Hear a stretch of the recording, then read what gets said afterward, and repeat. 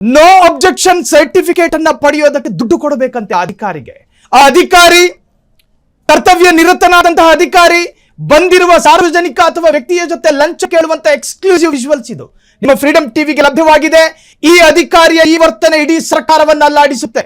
ಇಡೀ ಸಿದ್ದರಾಮಯ್ಯನ ಸರ್ಕಾರದ ಕ್ಯಾಬಿನೆಟ್ ನಲ್ಲಿ ಅಲ್ಲೋಲ ಕಲ್ಲೋಲ ಸೃಷ್ಟಿಗೂ ಕೂಡ ಕಾರಣವಾಗಿದೆ ಈ ವಿಜುವಲ್ಸ್. ಆ ಎಕ್ಸ್ಕ್ಲೂಸಿವ್ ಸ್ಫೋಟಕ ವಿಜುವಲ್ಸ್ ಅನ್ನ we are going to break. ಆ ಅಧಿಕಾರಿ ಹಣಕ್ಕಾಗಿ ಲಂಚ ಇಡುವಂತಹ ಮೆಗಾ ಎಕ್ಸ್ಕ್ಲೂಸಿವ್ ವಿಡಿಯೋ, ಸ್ಪಷ್ಟವಾದ ಭಾಷೆಯಲ್ಲಿ ಆತ ಲಂಚವನ್ನ ಕೇಳುವಂತಹ ಆ ವಿಡಿಯೋ ಈಗ ನಾವು ಬ್ರೇಕ್ ಮಾಡ್ತಾ ಇದ್ದೀವಿ.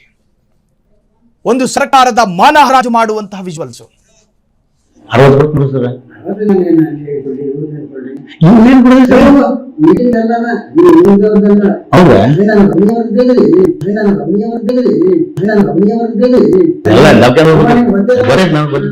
ಅಲ್ಲಿ ನೀವೇ ಯಾಕೆ ಜಾಸ್ತಿ ಎಷ್ಟು ಕೊಡೋದು ನನಗೆ ಟೋಟಲ್ 4 ಎಕರೆ ಚಿಲ್ಲರ್ 4 ಎಕರೆ ಕೆಟ್ಟ ಹೇಳ್ಬಿಟ್ಟು ಹೇಳ್ಬಿಟ್ರೆ ಕರಡು ಬಚ್ಚ ರೆಡಿ ಮಾಡಕ್ಕೆ ಮೀಟಿಂಗ್ ಪಾಸ್ ಆಗಿದೆ ಸರ್. ಈಗ ಈ ಮೀಟಿಂಗ್ ಇಟ್ಟರೆ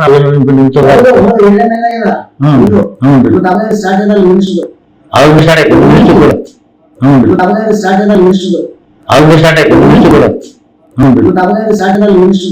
ಅವ್ರಿಗೆ ಸ್ಟಾರ್ಟ್ ಆಯ್ತು ಮಿನಿಸ್ಟರ್ ಕೂಡ ಸುದ್ದಿ 3 ವರ್ಷ ಕೊಟ್ಬಿಡ್ತೀನಿ ನಾನು ಇದ್ದಿದೆ ಬಿಟ್ಟಿನಿ ಸುದ್ದಿ 3 ವರ್ಷ ಕೊಟ್ಬಿಡ್ತೀನಿ ನಾನು ಇದ್ದಿದೆ ಬಿಟ್ಟಿನಿ ಸುದ್ದಿ 3 ವರ್ಷ ಕೊಟ್ಬಿಡ್ತೀನಿ ನಾನು ಇದ್ದಿದೆ ಬಿಟ್ಟಿನಿ.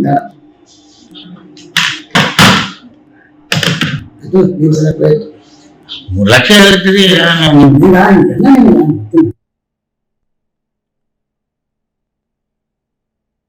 ಇಪ್ಪತ್ತು ಬಿಡಲ್ಲ ಸರ್ ನಮ್ಗೆ ಸರ್. ಅದ ನೋಡಿ ನಾನು ಇದ್ದೀನಿ ಅದನ್ನ ಬಿಡಂಗಿಲ್ಲ.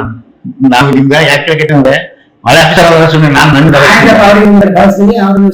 ಸೀದಾ ಮಾಡ್ತೀನಿ ಮತ್ತೆ ಸೀದಾ ಅಲ್ಲಿ ಬಗೆಹರಿಕೆ ಮಾಡಪ್ಪ 90 ಕೂಡ ಹೋಗಿದೆ 60 ಕೊಟ್ಟು ನೋಡಿ ಸರ್. ಏನ್ ಕೊಡೋದು ಸರ್? ಹೌದಾ ಎಲ್ಲ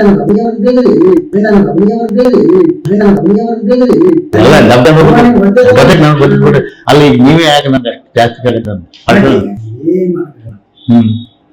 ಎಷ್ಟು ಕೊಡ್ತಾರೆ ಯಾರಿಗೆ ಎಷ್ಟು ಕೊಡ್ಬೇಕು ನನಗೆ ಟೋಟಲ್ 4 ಎಕರೆ ಚಿಲ್ಲರ್ 4 ಎಕರೆ ಕೆಟ್ಟ ಹೇಳ್ಬಿಟ್ಟು ಹೇಳ್ಬೇಕು ಕರಡು ಬಚ್ಚ ರೆಡಿ ಮಾಡಕ್ಕೆ ಮೀಟಿಂಗ್ ಪಾಸ್ ಆಗಿದೆ ಸರ್. ಈಗ ಈ ಮೀಟಿಂಗ್ ಇಟ್ಟರೆ ಅವ್ರಿಗೆ ಸ್ಟಾರ್ಟ್ ಆಯ್ತು ಮಿನಿಸ್ಟರ್ ಕೂಡ ಅವ್ರಿಗೆ ಸ್ಟಾರ್ಟ್ ಆಯ್ತು ಮಿನಿಸ್ಟರ್ ಕೂಡ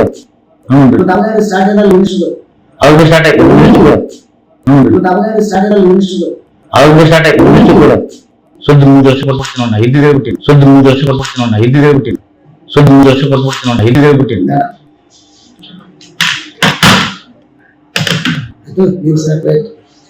3 ಲಕ್ಷ ಹೇಳ್ತೀರಿ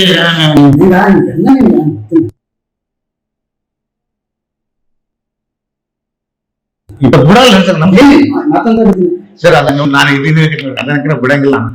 ನಾವು ನಿಮ್ಗ ಯಾಕೆ ಕೇಳ್ಕೇತೀನಿ ಅಂದ್ರೆ ಮಳೆ ಆಗ್ತಾರ ಸುಮ್ಮನೆ ನಾನು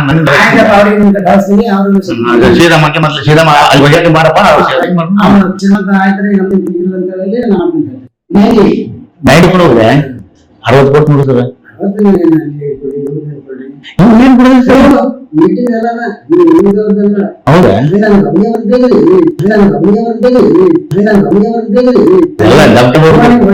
ನಾವು ಗೊತ್ತಿಬಿಡ್ರಿ. ಅಲ್ಲಿ ನೀವೇ ಯಾಕೆ ನಂಗೆ ಜಾಸ್ತಿ ಕೇಳಿದ್ರೆ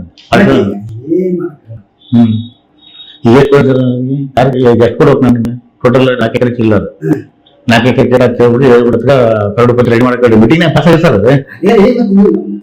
ಈಗ ಈ ಮೀಟಿಂಗ್ ಇಟ್ಟರೆ ಅವ್ರಿಗೆ ಸ್ಟಾರ್ಟ್ ಆಯ್ತು ಮಿನಿಸ್ಟರ್ ಕೂಡ ಅವ್ರಿಗೆ ಸ್ಟಾರ್ಟ್ ಆಯ್ತು ಮಿನಿಸ್ಟರ್ ಕೂಡ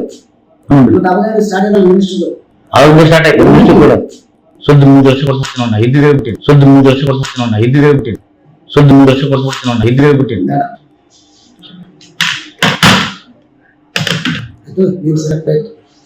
3 ಲಕ್ಷ ಹೇಳ್ತೀರಿ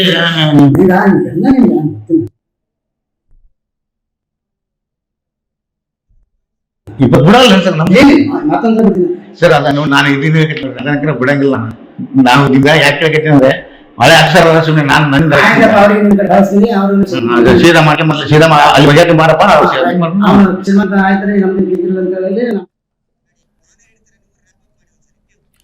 ವಿಜುವಲ್ಸ್ ಅನ್ನ ಗಮನಿಸಿದ್ರಿ. ಇದು ಯಾವುದೋ ಒಂದು ಫೈನಾನ್ಸ್ ಕಂಪನಿಯ ಹರಾಜಿನ ವಿಜುವಲ್ಸ್ ಅಲ್ಲ.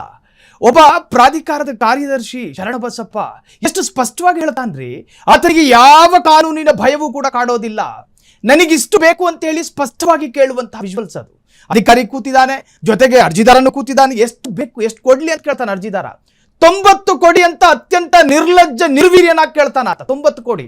ಅದಾದ ನಂತರ ಇದು ಅಷ್ಟು ಬಹಳ ಆಯ್ತಲ್ಲ ಅಂತ ಹೇಳುವಾಗ ಇದರಲ್ಲಿ ನನಗೆ ಮಾತ್ರ ಪಾಲ, ನನಗಿಂತಲೂ ಕೂಡ ಮಿಗಿಲಾದ ಅಧಿಕಾರಿಗಳಿಗೂ ಕೂಡ, ನನ್ನ ಮೇಲಿನ ಅಧಿಕಾರಿಗಳಿಗೂ ಕೂಡ ಹೋಗುತ್ತೆ. ಹಾಗಾದ್ರೆ ಈ ಮೇಲಿನ ಅಧಿಕಾರಿ ಯಾರು?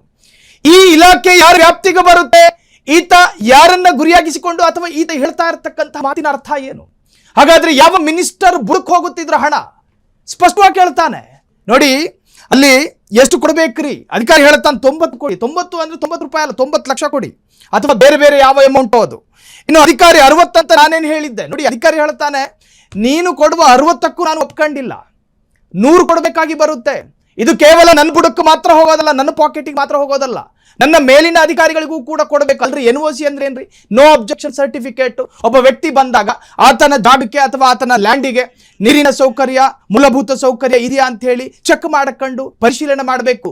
ಸೊ ನೋಡಿ, ಇನ್ನು ಅದರಲ್ಲಿ ಪ್ರಮುಖವಾಗಿ ನಾವು ಗಮನಿಸಬೇಕಾದದ್ದು, ಮಂತ್ರಿಯ ಹೆಸರು ಹೇಳ್ತಾನಾತ, ಪ್ರತ್ಯೇಕವಾಗಿ ಉಲ್ಲೇಖ ಮಾಡಿದನಾತ. ನೋಡಿ, ಇದು ಇವತ್ತು ನಿನ್ನೆಯಿಂದ ಆಗ್ತಾ ಇರ್ತಕ್ಕಂತಹ ಸಂಪ್ರದಾಯ ಅಲ್ಲ, ತಲತಲಾಂತರವಾಗಿ ಇದೇ ತರಹದ ಪದ್ಧತಿ ಇಲ್ಲಿದೆ.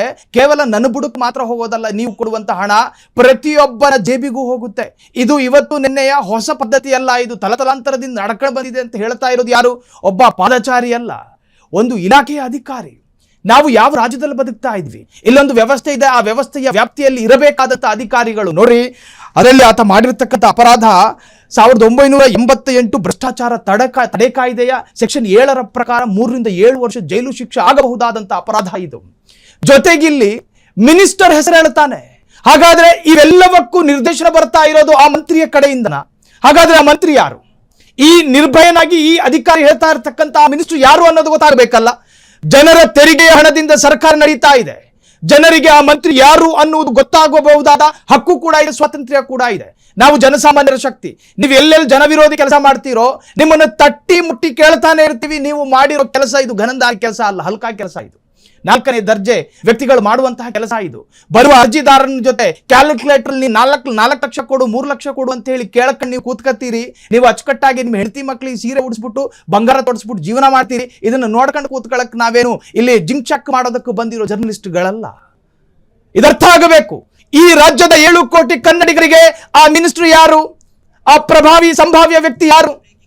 ನಗರಾಭಿವೃದ್ಧಿ ಇಲಾಖೆಯಲ್ಲಿ ನಡೀತಾ ಇದೆಯಾ ಭಾರಿ ಕಲೆಕ್ಷನ್ ದಂಧೆ? ತಾಲೂಕು ಮಟ್ಟದಿಂದ ಕಲೆಕ್ಷನ್ ಮಾಡೋದಕ್ಕೆ ಸೂಚನೆ ಹೋಗಿದ್ಯಾ? ಪ್ರತಿಯೊಂದು ಇನ್ಸ್ಟ್ರಕ್ಷನ್ ಹೋಗ್ತಾ ಇದೆಯಾ? ನಗರಾಭಿವೃದ್ಧಿ ಸಚಿವ ಭೈರತಿ ಸುರೇಶ್ ಅವರೇ, ಲಂಚ ವಸೂಲಿಗೆ ಆರ್ಡರ್ ನೀವು ಮಾಡ್ತಾ ಇದೀರಾ ಅನ್ನೋ ಪ್ರಶ್ನೆಗಳು ಕಾಡ್ತಾ ಇದೆ. ರೇಟ್ ಕಾರ್ಡ್ ಫಿಕ್ಸ್ ಮಾಡಿ ಕಲೆಕ್ಷನ್ ಮಾಡಿಸಲಾಗ್ತಾ ಇದೆಯಾ? ನಿಯಮದ ಅಣತಿ ಇಲ್ಲದೆ ಒಬ್ಬ ಅಧಿಕಾರಿ ಸಚಿವರ ಹೆಸರು ಹೇಳೋದಕ್ಕೆ ಹೆಂಗೆ ಸಾಧ್ಯ? ನಿಮ್ಮ ಪಾತ್ರ ಇಲ್ಲದಲೇ ಇದ್ದಿದ್ರೆ ಈ ಅಧಿಕಾರಿಯನ್ನು ಹೇಗೆ ಸುಮ್ಮನೆ ಇಟ್ಟಿದ್ದೀರಿ? ಈ ಕ್ಷಣಕ್ಕೆ ಶರಣಪ್ಪ ಸಸ್ಪೆಂಡ್ ಮಾಡಿ ಆತನನ್ನ ಇಟ್ಕೋಬೇಡಿ. ಟೌನ್ ಪ್ಲಾನಿಂಗ್ ವಿಭಾಗ ಭ್ರಷ್ಟಾಚಾರದ ಕೂಪವಾಗಿದೆ. ಅಲ್ಲಿ ಹಣವಷ್ಟೇ ಅಲ್ಲ, ಸೈಟ್ಗಳನ್ನ ಲಂಚವಾಗಿ ಪಡೆಯಲಾಗ್ತಾ ಇದೆ. ಸೈಟ್ಗಳನ್ನೇ ಲಂಚವಾಗಿ ಪಡ್ಕೊಳ್ಳುವಂತಹ ಪರಿಸ್ಥಿತಿ. ಈ ಹಿಂದೆ ಟೌನ್ ಪ್ಲಾನಿಂಗ್ ವಿಭಾಗದ ಮುಖ್ಯಸ್ಥ ತಿಪ್ಪೇಸ್ವಾಮಿ ಮೇಲೆ ಲೋಕ ರೇಡ್ ಆಗಿತ್ತು. ತಿಪ್ಪೇಸ್ವಾಮಿ ಮೇಲಿನ ಲೋಕಾಯುಕ್ತ ರೇಡ್ ಪ್ರಕರಣ ಏನಾಯ್ತು? ನಮ್ಮ ಕಣ್ಣ ಮುಂದೆ ಇದೆ. ಆಗ ಅವರನ್ನು ಸಸ್ಪೆಂಡ್ ಮಾಡುವ ಕೆಲಸ ಯಾಕೆ ಮಾಡಲಿಲ್ಲ? ಹಾಗೇನಾದ್ರೂ ಮಾಡ್ತಾ ಇದ್ದಿದ್ರೆ ಈ ತರಹದ ಮತ್ತಷ್ಟು ಕರಪ್ಷನ್ ಗಿರಾಕಿಗಳು ಹುಡ್ಕೋತಾ ಇರಲಿಲ್ಲ. ಕಮಿಷನರ್ ಎಲ್ಲರೂ ಕೂಡ ಗಮನಿಸಬೇಕು. ಸಚಿವರು ಕೂಡಲೇ ಅಲರ್ಟ್ ಆಗಿ ಇಟ್ಟು ಕಾಯೋದಕ್ಕೆ ಭರಣಿಯಲ್ಲಿರೋ ಲಿಂಬೆ ಹಣ್ಣಲ್ಲ ಇದು.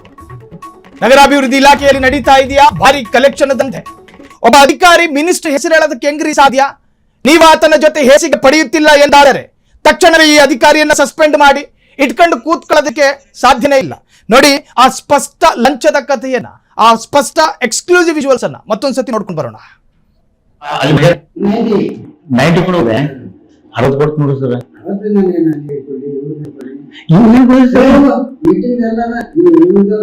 ಹೌದಾ? ಎಲ್ಲ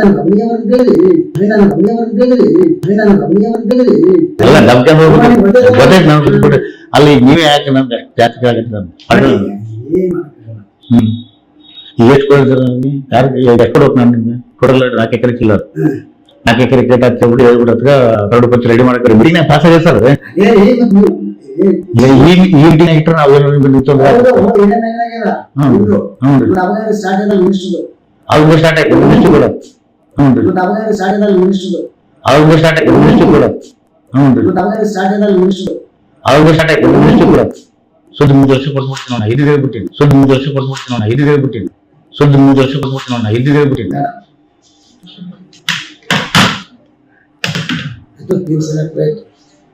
ಲಕ್ಷ ಹೇಳಕತ್ತೀರಿ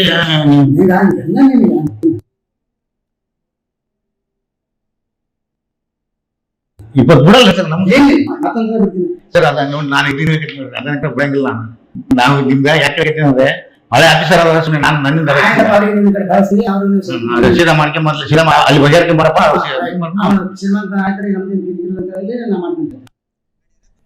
ಇಂತಹ ಕರಪ್ಷನ್ ಗಿರಾಕಿಗಳನ್ನ ಮನೇಲಿ ಇಟ್ಕೊಂಡ್ರೆ ಮನೆ ಹಾಳಾಗುತ್ತೆ, ಮಂದಿರದಲ್ಲಿ ಇಟ್ಕೊಂಡ್ರೆ ಮಂದಿರ ಮಸಣ ಆಗುತ್ತೆ. ನಿಜಕ್ಕೂ ಇದು ಅತ್ಯಂತ ನಾಚಿಕೆಗೆಟ್ಟ ಕೆಲಸ. ಸಿದ್ದರಾಮಯ್ಯರ ಬಲಭಾಗದಲ್ಲೇ ತಿರುಗಾಡ್ತಾ ಇರುವಂತಹ ಬೈರತಿ ಸುರೇಶ್ ಅವರೇ, ನಿಮ್ಮ ಭುಜದ ಮೇಲೆ ಹಾಕೊಂಡಿರೋ ಆ ಒಂದು ಟವಲನ್ನ ಕೊಡು ಕಡೆ ಎದ್ದೋಗಿ. ಲಿಂಗಸಗೂರು ಈ ಯಾರು ಈ ಪುಣ್ಯಾತ್ಮ ಈತ ಪ್ರಾಧಿಕಾರದ ಕಾರ್ಯದರ್ಶಿ ಶರಣಪ್ಪ ಮಡಿವಾಳ, ಆತ ಮಾಡ್ಕೊಂಡಿರುವಂತಹ ಅಧ್ವಾನಕ್ಕೆ ನಿಮ್ಮ ಬುಡಕ್ಕೂ ಕೂಡ ಬರ್ತಾ ಇದೆ. ಹೆಸರು ಹೇಳ್ತಾನ್ರಿ, ಶರಣಪ್ಪ ಹೆಸರು ಹೇಳ್ತಾನೆ. ಈ ಬಗ್ಗೆ ಹೆಚ್ಚಿನ ಡೀಟೇಲ್ಸ್ ಪಡೆಯೋಣ. ನಮ್ಮ ಪ್ರತಿನಿಧಿ ಸತೀಶ್ ಫೋನ್ ಸಂಪರ್ಕದಲ್ಲಿದ್ದಾರೆ. ಸತೀಶ್, ಇದು ನಿಜಕ್ಕೂ ಕೂಡ ಲಿಂಗಸಗೂರು ನಗರ ಯೋಜನಾ ಪ್ರಾಧಿಕಾರದಲ್ಲಿ ಅದರ ಇತಿಹಾಸದಲ್ಲಿ ಈ ಹಿಂದೆ ಯಾವತ್ತೂ ಕೂಡ ನಡೆದಿಲ್ಲ ಬಿಡಿ. ಆತ ಅಧಿಕಾರಿ, ಅದರಲ್ಲೂ ಕೂಡ ಪ್ರಾಧಿಕಾರದ ಕಾರ್ಯದರ್ಶಿ ಶರಣಪ್ಪ ಮಾಡಿವಾಳ. ಎಸ್, ಹಾಗೆ ಇರಿ ಸತೀಶ್, ಹಾಗೆ ಇರಿ. ಸ್ವತಃ ಶರಣಪ್ಪ ಮಡಿವಾಳ ಈಗ ಫೋನ್ ಸಂಪರ್ಕದಲ್ಲಿದ್ದಾರೆ. ಸರ್, ನಿಮಗೆ ನಮಸ್ಕಾರ ಅಂತ ಹೇಳೋದಕ್ಕೂ ಮನಸ್ಸಾಗ್ತಾ ಇಲ್ಲ ನನಗೆ. ನಿಮ್ಮದೊಂದು ವಿಜುವಲ್ಸ್ ಅನ್ನು ನಮ್ಮ ಸ್ಕ್ರೀನ್ ಮೇಲೆ ಎಕ್ಸ್ಕ್ಲೂಸಿವ್ ಆಗಿ ತೋರಿಸ್ತಾ ಇದ್ದೀವಿ. ಮೀನಿನ ಮಾರ್ಕೆಟ್ ನಲ್ಲಿ ರೇಟ್ ಫಿಕ್ಸ್ ಮಾಡಿದಂಗೆ ಬರೋ ಅರ್ಜಿದಾರನ ಮುಂದೆ 4 ಲಕ್ಷ ಕೊಡು 3 ಲಕ್ಷ ಕೊಡು ಅಂತ ಇಲ್ಲಿ ಕ್ಯಾಲ್ಕುಲೇಟರ್ ಹೊಡೆದು ತೋರಿಸ್ತೀರಿ. ನಾಚಿಕೆ ಆಗೋದಿಲ್ವೇನು? ಕ್ಷಣ ಕ್ಷಣದ ಸುದ್ದಿಗಳಿಗಾಗಿ ಫ್ರೀಡಂ ಟಿವಿ ಸಬ್ಸ್ಕ್ರೈಬ್ ಮಾಡಿ, ಲೈಕ್ ಮಾಡಿ ಹಾಗೂ ಫಾಲೋ ಮಾಡಿ. ಹೊಸ ಸುದ್ದಿಗಳ ನೋಟಿಫಿಕೇಶನ್ಗಾಗಿ ಬೆಲ್ ಐಕಾನ್ ಮೇಲೆ ಕ್ಲಿಕ್ ಮಾಡಿ.